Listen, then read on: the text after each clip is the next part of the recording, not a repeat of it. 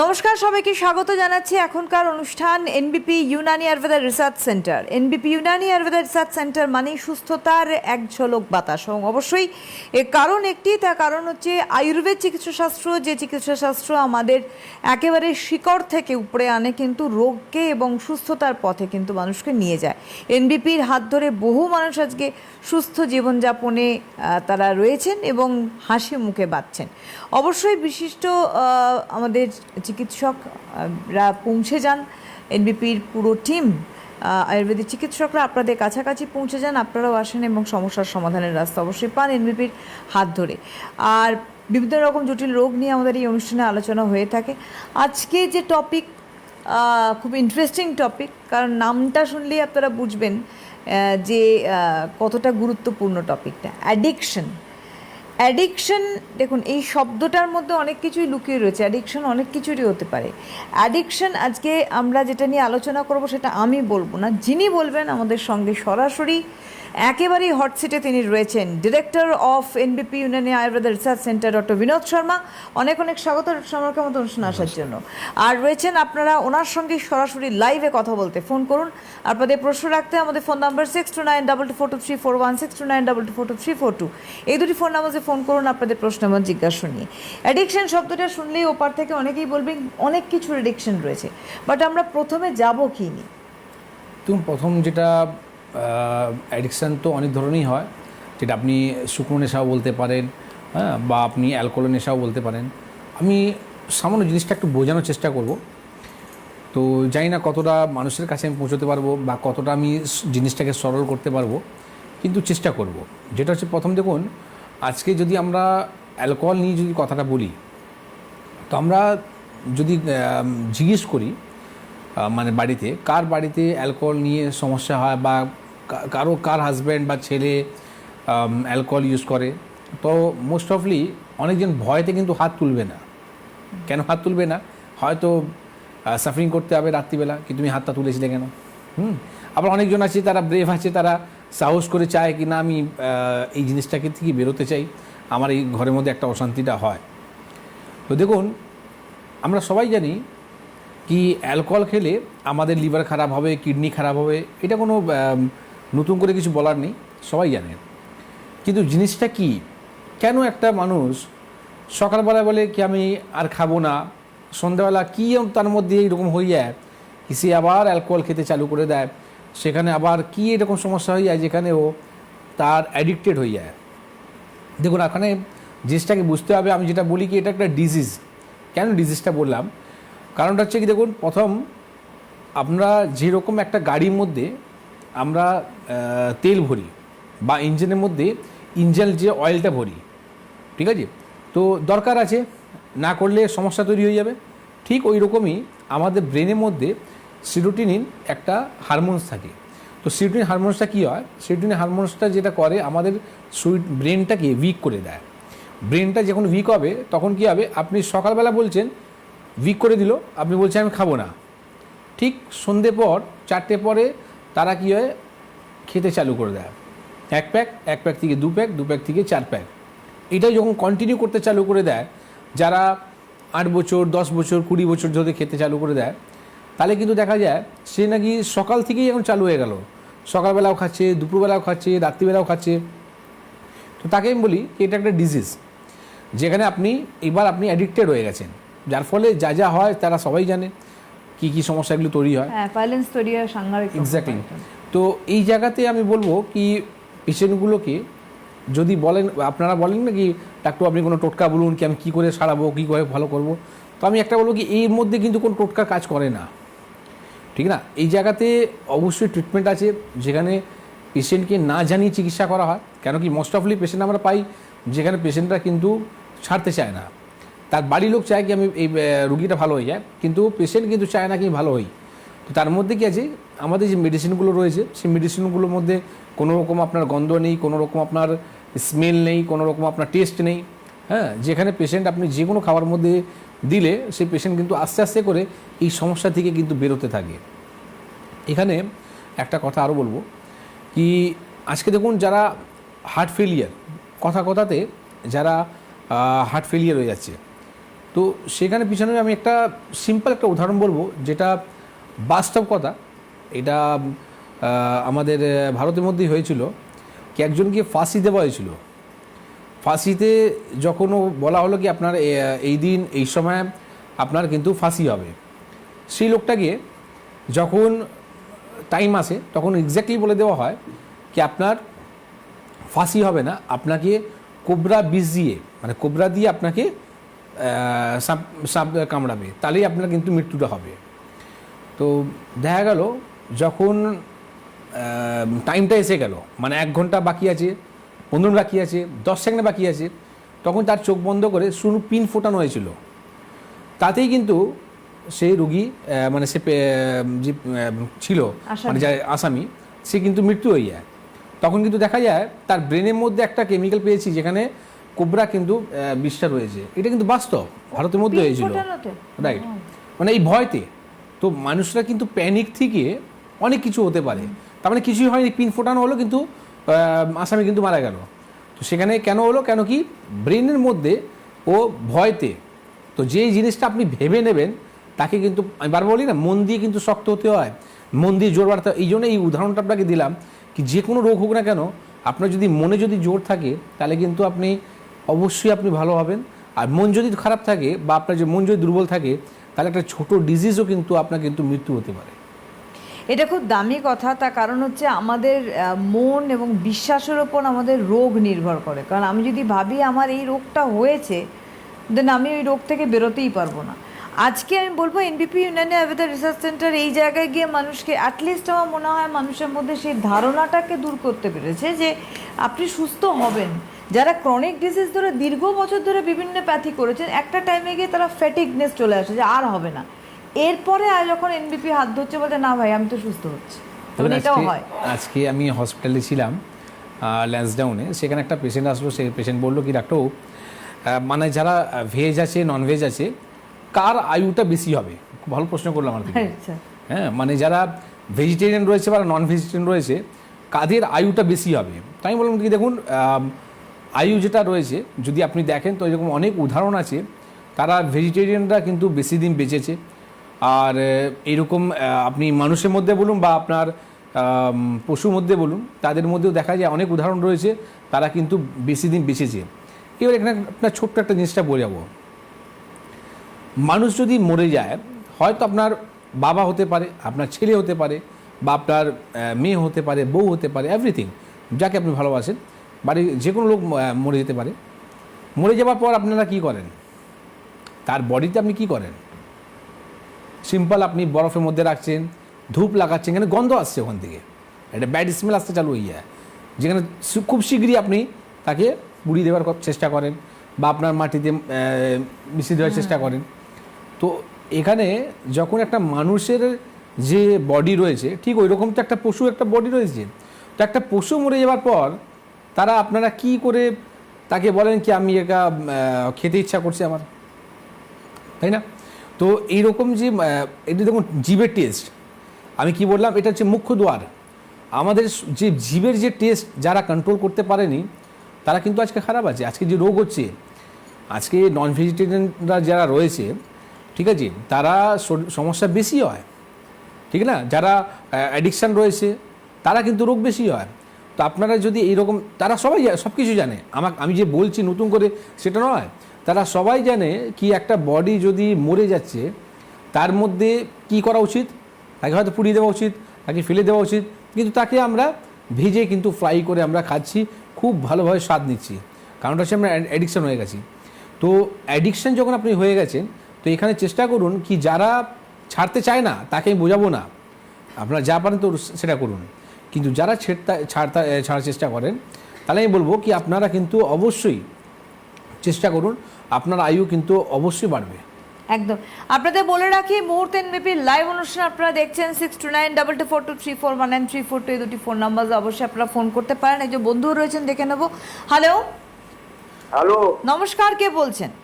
আমি বলছি আশিস বিশ্বাস, শ্যামবাজার দেশবন্ধু পার্ক থেকে। কে বলছেন? আমি কি নাম বলেন আর একবার বলুন। আশিস বিশ্বাস। হ্যাঁ বলুন। প্রোগ্রামটা খুব ভালো, আপনার প্রোগ্রাম খুব দেখি, দেখি আজকের টপিকটা দারুণ টপিক। আমি 2 মিনিট শুনবেন আমার কথা। আমার এই যে যখন আমার একটা কয়লা ব্যবসা ছিল আগে, কয়লা, হ্যাঁ, যতদিন ধরে গ্যাস চালু হয়েছে ততদিন থেকে আমি মদ খাই, কিছু বলে না হবে। আমি 365 দিনে 370 বার মদ খাই, বুঝলেন, বাংলা যারা কান্ট্রি স্টেট। আজকে আমার 58 বছর বয়স হয়েছে, 28 বছর পরে খাচ্ছি একদম কন্টিনিউ, মানে বছরে 370 দিন খাবো, 365 দিন, কম না, বেশি না, বেশি খাবো। এখনো বললে আমার সুগার নেই, প্রেশার নেই, এখন এইভাবে চলছে।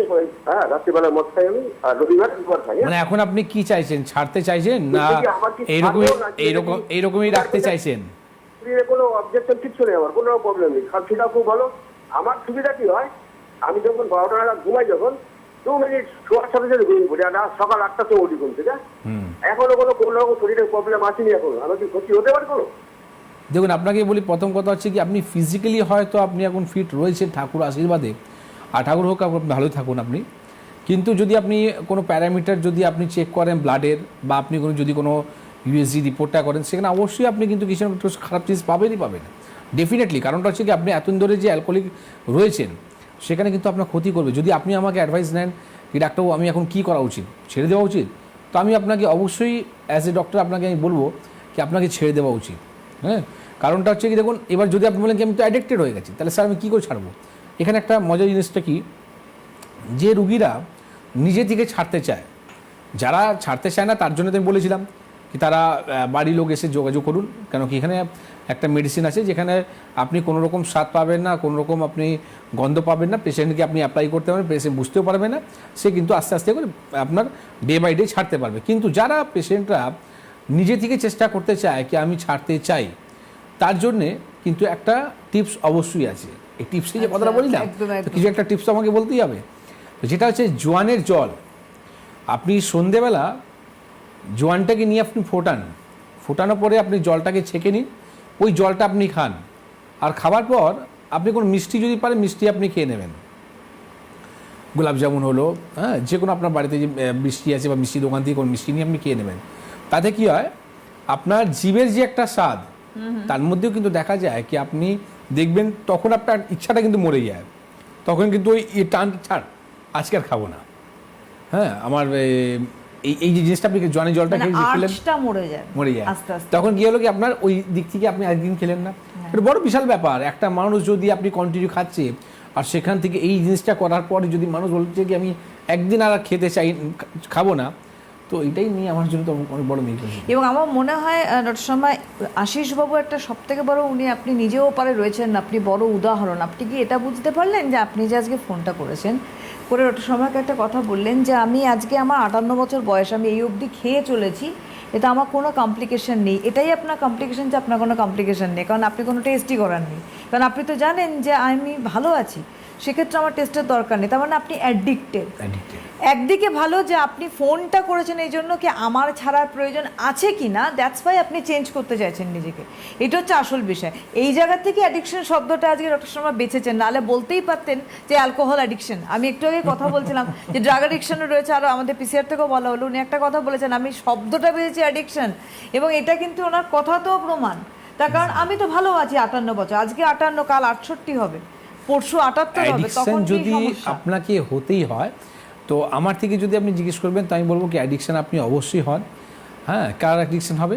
আপনি যদি আপনার ছেলে যদি থাকে বা মেয়ের যদি থাকে, তাকে আপনি ভালোবাসুন, আপনার নিজের ভাইকে আপনি ভালোবাসুন, আপনার ফ্যামিলিকে ভালোবাসুন, ফ্যামিলির মধ্যে একটা এইরকম মাহল তৈরি করুন কি সেখানে আপনার প্রেমই সব কিছু বলবে। হ্যাঁ, আপনি যখন ঘর থেকে বেরোচ্ছেন আপনি মেয়েকে বলুন আই লাভ ইউ, ঠিক আছে, সেই যখন আপনাকে উত্তর দেবে আই লাভ ইউ টু, তো সেই অ্যাডিকশনটা যে মজাটা, সেটা আমার মনে হয় না আপনি সন্ধ্যেবেলা পাবেন।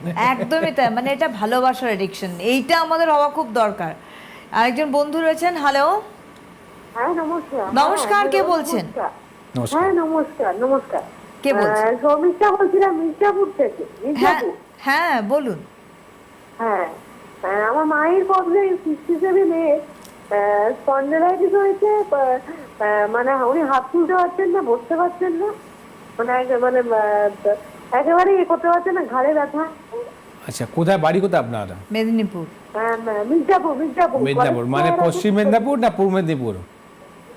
না না, কলেজ স্কয়ারে মির্জাপুর। ও আচ্ছা, মির্জাপুর, ওকে, আচ্ছা আচ্ছা। আচ্ছা দেখুন, আপনাকে আমি একটা কথা বলি কি, আপনার ওনার জন্য কোনো এক্সরে রিপোর্ট কিছু হয়েছে? ঘাড়ে কোনো এক্সরে রিপোর্ট? হ্যাঁ, এমআরআই আছে। এমআরআই আছে। কোথায় পড়ে গেছিলেন উনি?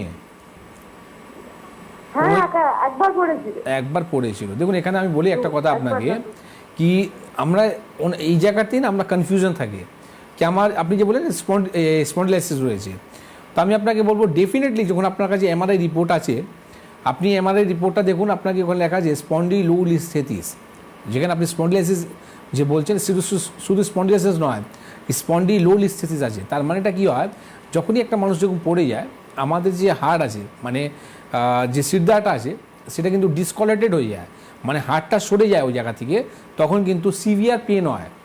আর সেখান থেকে দেখা যায় ব্লকেজ নার্ভের মধ্যে হতে চালু হয়ে যায়, যেখানে আপনি মাল্টিপল জয়েন্টের মধ্যে কিন্তু পেন আসতে চালু হয়ে যায়। ঠিক আছে, যে কারণের জন্য পেশেন্ট এখন আপনি হাত তুলতে পারছে না, হাঁটা চলা বন্ধ হয়ে যাচ্ছে। এই জায়গাতে যে ট্রিটমেন্টটা রয়েছে মডার্ন মেডিসিনে, সেটা হচ্ছে সার্জারি। কিন্তু আপনি আমি কী করে বোঝাবো, আমাদের কাছে যা রোগীরা আসে তাদের উদাহরণ নিয়ে আপনাকে আমি বলছি কি, মোস্ট অফলি পেশেন্টরা যে অপারেশন করেছে তারা কিন্তু পুরোপুরি ফেলিয়ার, তারপরেও কিন্তু আমাদের কাছে রুগী আসছে, তারা কিন্তু ভালো হচ্ছে। কারণটা হচ্ছে কি, আপনাকে জিনিসটা বুঝতে হবে কি, surgery is not a solution. Surgery হচ্ছে সবসময় রোগকে চেপে দেওয়া। আপনি যদি রোগকে সারাতে চান, তার থেকে বেরোতে চান, তো অবশ্যই আয়ুর্বেদ ট্রিটমেন্টটা করুন, যেখানে আপনি আস্তে আস্তে করে দেখবেন জিনিসটা আপনার ইমপ্রুভমেন্ট হবে ফিজিক্যালি অ্যান্ড প্র্যাকটিক্যালি। ফিজিক্যালি উনি ভালো রয়েছেন, ব্যথা যন্ত্রণা নেই, এই জায়গাটা বুঝবেন। আর প্র্যাকটিক্যালি আপনি রিপোর্ট করাবেন আফটার ট্রিটমেন্ট, দেখবেন আপনার পেশেন্ট কিন্তু আস্তে আস্তে করে রিকভার করছে। একদমই তাই। হ্যালো, নমস্কার, কে বলছেন? আমি বাঁকুড়া বিষ্ণুপুর থেকে আনারুল শেখ কথা বলছি। বলুন। বলছি, যদিও টপিকটা আপনাদের যা দেখতে পাচ্ছি টিভি চ্যানেলে আলাদা বিষয়, আমি আমাদের ফ্যামিলির দুটো বাচ্চা সম্পর্কে কি কোনো কথা বলতে পারি? অবশ্যই অবশ্যই বলুন। বলছি, আমাদের বাড়িতে দুটি বাচ্চা আছে, একটি বয়স 6 বছর, একটি বয়স 2 বছর। তাদের সর্বদাই ঠান্ডা লেগে যায়, সব সময়ই যে কোনো ওয়েদারে ঠান্ডা লেগে যায়। এতে ডক্টরকে অ্যাডভাইস আমরা দেখানোর পরে ওনারা ইনহেলার দিয়েছেন আমাদেরকে, যে কন্টিনিউয়াস শীতের সময় নাকি এই বুডেকোট আর আফথালিন এইগুলো নাকি আমাদেরকে ইউজ করতে হবে। এতে ওই স্বাস্থ্যের পক্ষে কতটা হানিকারক হতে পারে, কিংবা আপনাদের আয়ুর্বেদাতে এটা কি বলে, যে আমি ঘরোয়া কিছু টোটকা যদি অ্যাডভাইস দেন। দেখুন, আপনাকে বলবো, প্রথম কথা হচ্ছে না, যারা এই রোগ ধরনের যে বাচ্চারা রয়েছে ঝট করে ঠান্ডা লেগে যাওয়াটা, তো এখানে আমি বলবো যখনই তাদের যখন এজ বাড়বে না, একটা এজ আসার পর, মানে 10 থেকে 12 বছর হওয়ার পর, তারা যখন খাওয়ার রুটিনগুলো যখন ঠিক করবে, তখন কিন্তু দেখবেন নিজে থেকেই জিনিসটা কিন্তু ভালো হয়ে যাবে। এইবার সমস্যাটা কোথায় হচ্ছে আপনাকে বলে দিই। আপনি যে ওষুধের নামটা বললেন বা যে ইনহেলার নামটা বললেন, তারা কি করে, তারা হচ্ছে কি আপনার সমস্যাটা মেটায় না। তখন কি দরকার রয়েছে, তখন হয়তো উনি অক্সিজেন লেভেলটা নিতে পারছে না, তখন হয়তো তার শ্বাসকষ্টটা হচ্ছে, তখন ইমিডিয়েট আপনি রিলিফ দেওয়ার জন্য আপনি এরকম একটা মেডিসিন বা এরকম আপনার একটা ইনহেলার ইউজ করতে হয়। কিন্তু এটা যে দেওয়া হলো, স্বাভাবিকভাবে আপনি রিলিফ পেলেন, কিন্তু যদি চিকিৎসা যদি বলেন, এটা কোনো চিকিৎসা হলো না। যার ফলে কি, যেটা কি বললাম, 10 বছর যখন ওনার এজ 10 বছর বা 12 বছর হবে, তখন কিন্তু সে বাচ্চারা কিন্তু দেখবেন নিজে থেকে কিন্তু ঠিক হয়ে গেল। খেলাধুলার মধ্যে রাখুন। আমি আগের দিনও বলেছিলাম কি, আমাদের অক্সিজেন লেভেলটা কখন কমে যায়, যখন আমাদের আর্থ থেকে যে আমাদের হার্ট এর যে ব্যালেন্সটা, আমি বলি গ্র্যাভিটি আর ব্লাডের ফ্লোটা, যেটা আগের দিন বুঝিয়েছিলাম, এই জিনিসটা যখনই আপনি ডিস্টেন্স বেশি রাখবেন, তখন কিন্তু রাখবেন আপনার অক্সিজেন লেভেলটা আস্তে আস্তে কমবে, তখন গ্র্যাভিটি জিতে যাবে আর আপনার হার্ট কিন্তু প্রবলেম করবে। কারণটা হচ্ছে কি, আপনার যে ব্লাডের যে ফ্লোটা, এটা কি হচ্ছে আপনার হার্টের কাছে পাঠাচ্ছে, ঠিক আছে, আর গ্র্যাভিটি আপনার নিচে থেকে টানছে। তো আমি আগের দিনে বলেছিলাম, যে বাচ্চারা খেলাধুলা করে তাদের কিন্তু সমস্যা দেখা যায় না, কিন্তু যে বাচ্চারা পড়াশোনার দিকে বেশি থাকে বা ভালো থাকে, হ্যাঁ, তাদের কিন্তু এই সমস্যাগুলো বেশি দেখা যায়। কারণটা হচ্ছে ব্লাড ফ্লোটা তো হচ্ছে না। এই খেলাধুলা করার পর কী হলো, আপনার ব্লাড ফ্লোটা কিন্তু আপ ডাউন হচ্ছে, কিন্তু এখানে কী হলো, তারা চুপচাপ এক জায়গায় বসে আছে বা একটা জায়গায় দাঁড়িয়ে আছে, তারা যদি 1 ঘন্টা যদি দাঁড়িয়ে থাকে, তারা কিন্তু অজ্ঞান হতে পারে। কারণটা হচ্ছে তার অক্সিজেন লেভেলটা কমে যাচ্ছে, আর তখনই যখন ও বসে যাচ্ছে, তাহলে গ্র্যাভিটি থেকে আপনার হার্টের ডিস্টেন্সটা কমে গেল, আর যখন ও শুয়ে পড়ছে তখন প্রত্যেক অর্গ্যানটা কিন্তু আপনার জিরো হয়ে যাবে ডিস্টেন্স। যখন জিরো ডিস্টেন্স হবে 2 থেকে 3 মিনিটে পরে ও নিজে থেকে ওনার জ্ঞান আসতে চালু হয়ে যাবে। তো লজিকটাকে বুঝতে হবে। ট্রিটমেন্ট অবশ্যই আছে। আয়ুর্বেদ সবসময় আপনাকে ডিজিজটাকে বোঝানোর চেষ্টা করে, সেটা যদি আপনি বুঝে যাবেন তাতে ক্ষতি আপনার কম হবে। আর যদি বুঝবেন না, তো এইরকম যদি আপনি স্টেরয়েড বা আপনি এরকম যদি হার্মফুল যদি কোনো মেডিসিন দেন, সেটা কিন্তু আগামী দিন বাচ্চাদের লাংসগুলোকে নষ্ট করে দেবে। একটা কথা অবশ্যই আমি যেহেতু ডক্টর শর্মা কথা বলছিলেন, আমি ওনাকে ইন্টারাপ্ট করিনি, তো একটা কথা বলা খুব বাঞ্ছনীয়, সেটা হচ্ছে যে আয়ুর্বেদ চিকিৎসা শাস্ত্র একটা ভাস্ট বিষয়, একটা বিস্তৃত বিষয়। এটা কোনো টোটকাতে সীমাবদ্ধ নয় যে কোনো টোটকা হবে বা কোনো হার্বস হবে, মানে পার্টিকুলার একটা মানে বিষয়, একটা কোনো হার্ব যেটা দিয়ে আপনি সুস্থ হবেন তা নয়। এটা একটা বিস্তৃত পড়াশুনোর জায়গা, একটা গবেষণার জায়গা, দীর্ঘ সময় দীর্ঘ মানে পড়াশুনোর ফল কিন্তু আজকে আয়ুর্বেদ চিকিৎসা শাস্ত্র। এবং সবথেকে আনন্দের বিষয় যে আমাদের সবথেকে প্রাচীন চিকিৎসা শাস্ত্র, এটাকে ভেঙে পরবর্তীকালে অন্যান্য ফরমেশন এসছে। আমরা অ্যালোপ্যাথি পাচ্ছি, হোমিওপ্যাথি পাচ্ছি, যা পাচ্ছি সব এর ওপর বেস করেই, মানে এর কাঁধে দাঁড়িয়েই কিন্তু তৈরি। সুতরাং দুর্ভাগ্য যে একে আমরা ভুলে এগিয়ে যাচ্ছি, তা কিন্তু কখনোই বাঞ্ছনীয় না। হ্যালো হ্যালো, নমস্কার, কে বলছেন? হ্যাঁ হ্যালো, হ্যাঁ কে বলছেন? নমস্কার। আমি বাগবান থেকে শাম ঘোষ হ্যাঁ বলুন। বলি। আমার মাথা ঘুরে বইকেলের দিকে গ্যাস হয়, জানেন তো, পেটটা ফুলে থাকে। হ্যাঁ হ্যাঁ, গ্যাসে সকালে একটা গ্যাসের ট্যাবলেট খাই, বইকেলে একটা খাই। সকাল 9টা, ওই সকালে পায়খানা যাবে ভালো থাকি, আবার বেলা 9টার পর আবার সেই মাথা ঘুরে, মাথা খায়ের যন্ত্রণায় মাথা ঘুরে, আবার গ্যাসের ট্যাবলেট, প্রেসারের ট্যাবলেট খাওয়ার পর একটু কমে। হ্যাঁ, আবার বেলা আপনার পেট পরিষ্কার হয় কি? না, পেট মানে পায়খানা, পেট সাফা খাই, তবে রাত্রেবেলা পায়খানা হয়। এই ব্যাপারটা হচ্ছে এইটাই আপনার সব থেকে বড় সমস্যা, কি আপনার পেট পরিষ্কার হয় না। আর যেদিন পেট পরিষ্কার হবে সেই দিন আপনার গ্যাসের বড়ি খেতে হবে না, সেই দিন আর মাথা ঘুরবে না। তো যেটা আমি বলছিলাম কি, মানুষরা সব কিছু জানে কিন্তু জেনে যাওয়ার পরেও কিন্তু তার চিকিৎসা করার চেষ্টা করে না, যার ফলে তারা আজকে বাড়িতে বসে কিন্তু নিজে এই যে গ্যাসের যে বড়িটা বললাম, যে বললেন উনি প্রতিদিন ওনাকে খেতে হয়, তো এইরকম যদি গ্যাসের বড়ি আপনি দীর্ঘদিন যদি খেতে চালু করেন, তাতে আগামী দিন কিন্তু গ্যাস্ট্রিক আলসার তৈরি হবে। তখন আপনার গ্যাসের বড়ি আর কাজ করবে না। তখন ডাক্তারবাবু আপনাকে বলে দেবে কি লবণ খাওয়া বন্ধ করে দিন, তখন ডাক্তারবাবু বলে দেবে কি আপনি সব কিছু খাওয়া বন্ধ করুন। জল খেলেও কিন্তু অ্যাসিড হতে চালু হয়ে যাবে, এটা ঘা, ঠিক না? সেটা আপনার কিন্তু পরে ভবিষ্যতে এটা কিন্তু খারাপ রূপ নিতে পারে। তাই আমি বলবো কি, দেখুন পেট হচ্ছে শরীরের ইঞ্জিন। যে কথাটা বলছিলাম না কি, ইঞ্জিনের মধ্যে যদি ইঞ্জিন অয়েলটা না দেওয়া হয় তো গাড়ি কিন্তু চলবে না। আমরা উদাহরণ বুঝিয়েছিলাম, ব্রেনের মধ্যে যে আমাদের সিরোটিন যে হারমোনটা যে উইক করে দেয়, ঠিক আছে? তো ঠিক ওই রকমই আমাদের শরীরে ইঞ্জিন হচ্ছে আমাদের পেট। পেটকে আপনাকে ঠিক রাখতেই হবে। তার জন্য আমি আপনাকে বলবো, প্রথম আপনি সকালবেলা ঘুম থেকে উঠেই আপনি উষ্ণ গরম জল খেতে চালু করুন। যখনই আপনার জলে পিপাসা পাচ্ছে আপনি সবসময় উষ্ণ গরম জলটা খাবেন। পেট ভরে আপনি ফল খাবেন 12টা আগে, আর দুপুর আর রাত্রি খাওয়ার আগে আপনি পেট ভরে আপনি সালাদ খান, ঠিক আছে? ভেজিটেবলস খান, তাতে কিন্তু ফাইবার তৈরি হবে। আর যখনই ফাইবারটা তৈরি হবে তখনই কিন্তু আপনার স্টুল ক্লিয়ার হবে, আপনার গ্যাস অম্বলটা কমে যাবে। ননভেজটাকে আপনি অ্যাভয়েড করার চেষ্টা করুন, ঠিক না? যেটাই বললাম, আপনি একটা মৃত্যু একটা শরীরকে আপনি যদি খাচ্ছেন, তার যদি মানুষ হোক বা তার যদি পশু হোক, তার যদি খেলে কি হয় আমাকে কিছু বলতে হবে না। আপনার বাড়িতে যদি কি আর মৃত্যু হয়ে যায়, আপনি কি খান তার বডি? খান না তো, আপনি তো পুড়িয়ে দিতে ইচ্ছা করে, আপনি তো সঙ্গে সঙ্গে রাখতে ইচ্ছা করেন না। ধূপকাঠি জ্বালান, বরফে রাখুন, এই চেষ্টা থাকে। তো কী করে আপনি একটা পশুকে আপনার খাওয়ার ইচ্ছা করে? একদম ঠিক। আপনাদের একটু চেম্বারগুলি বলে রাখি, যিনি আছেন একটু ধরুন কাইন্ডলি প্লিজ। 2 ডিসেম্বর অর্থাৎ কাল বাদে পরশু দিন 2 ডিসেম্বর হেরিয়াতে চেম্বার করছেন ডক্টর বি শর্মা নিজে। 4 ডিসেম্বর বনগাঁয় চেম্বার করছেন doctor N Bhattacharya. 5 December Canning থাকছেন ডক্টর আর দে।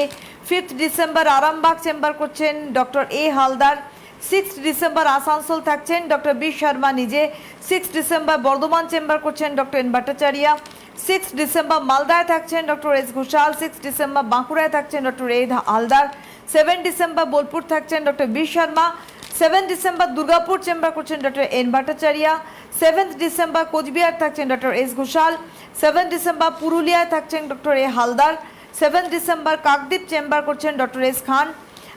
8 ডিসেম্বর 8ই ডিসেম্বর ঝাড়গ্রাম চেম্বার করছেন doctor A Haldar. 10th December মেচেদায় থাকছেন ডক্টর এন ভট্টাচার্য। ডিসেম্বর শিলচরে চেম্বার করছেন ডক্টর বি শর্মা নিজে। ডিসেম্বর খড়গপুরে চেম্বার রয়েছে, থাকছেন doctor N Bhattacharya. December Siliguri chamber করছেন doctor S Ghoshal. December Baharampur chamber করছেন ডক্টর এ হালদার। ডিসেম্বর গুয়াহাটিতে চেম্বার করছেন doctor B Sharma. December Krishnanagar chamber করছেন doctor A Haldar. December Haldia থাকছেন doctor A Haldar. December Raiganj chamber করছেন ডক্টর এস খান। 20 অর্থাৎ 20 ডিসেম্বর আগরতলা চেম্বার করছেন ডক্টর এন ভট্টাচার্য। 21 ডিসেম্বর আলিপুরদুয়ারে চেম্বার রয়েছে, থাকছেন ডক্টর বি শর্মা নিজে। 28 ডিসেম্বর 28 ডিসেম্বর জামশেদপুর চেম্বার করছেন doctor N Bhattacharya. 28 December Gangarampur chamber করছেন ডক্টর এস ঘোষাল। এবং নতুন বছর 2026-এর 12 তারিখ 12 জানুয়ারি 12 জানুয়ারি 2026 ডিব্রুগড় চেম্বার করছেন ডক্টর এস ঘোষাল। এছাড়া আপনারা প্রত্যেকেই জানেন মধ্যমগ্রামে হেড অফিস রয়েছে এবং কলকাতাতে চেম্বার রয়েছে হাতিবাগান, ল্যান্সডাউন, নামতলা, খিদিরপুর এবং হাওড়ার মধ্যে রয়েছে শিবপুর, বালেটিকুড়ি, বাজারে, বেলুর এবং অবশ্যই তার সঙ্গে সঙ্গে বলবো অ্যাপয়েন্টমেন্ট নাম্বার 9830230557, 9830235537 এই নাম্বারে আপনাদের কিন্তু অবশ্যই অ্যাপয়েন্টমেন্ট করতে হবে। প্রিভিয়াস রিপোর্টস অ্যান্ড প্রেসক্রিপশন যতটুকু আর আমাদের সময় রয়েছে, আই থিঙ্ক 1-1.5 মিনিট মতো সময় রয়েছে। শেষে কি মেসেজ আপনি দিতে চাইছেন?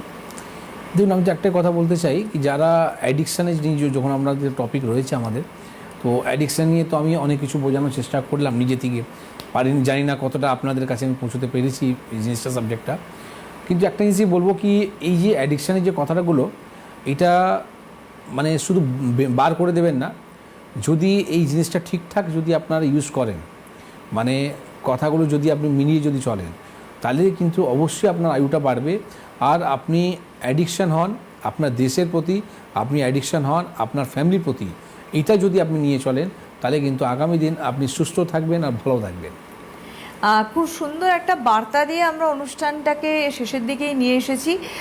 ভালোবাসার অ্যাডিকশন অর্থাৎ দেশের প্রতি অ্যাডিক্টেড হয়ে থাকুন অলওয়েজ অল টাইম, এবং এটা আমাদের গর্ব, এবং আমাদের ফ্যামিলির প্রতি অ্যাডিকশন যেটা আমাদের ডোমেস্টিক ভায়োলেন্স কমাতে অনেকটাই সাহায্য করবে। এটা ডক্টর শর্মার নিজস্ব way of thinking and hats off to him, যে খুব সুন্দরভাবে উনি বুঝিয়েছেন। আজকে খুব আনকমন টপিকের ওপর আজকে আলোচনা ছিল। আপনারা যোগাযোগ করতে থাকুন। অবশ্যই 2 তারিখ ডিসেম্বরে কিন্তু হেরিয়ায় দেখা হচ্ছে ডক্টর বি শর্মার সঙ্গে। অনেক ধন্যবাদ ডক্টরকে, ধন্যবাদ আপনাদের জানাই, নমস্কার।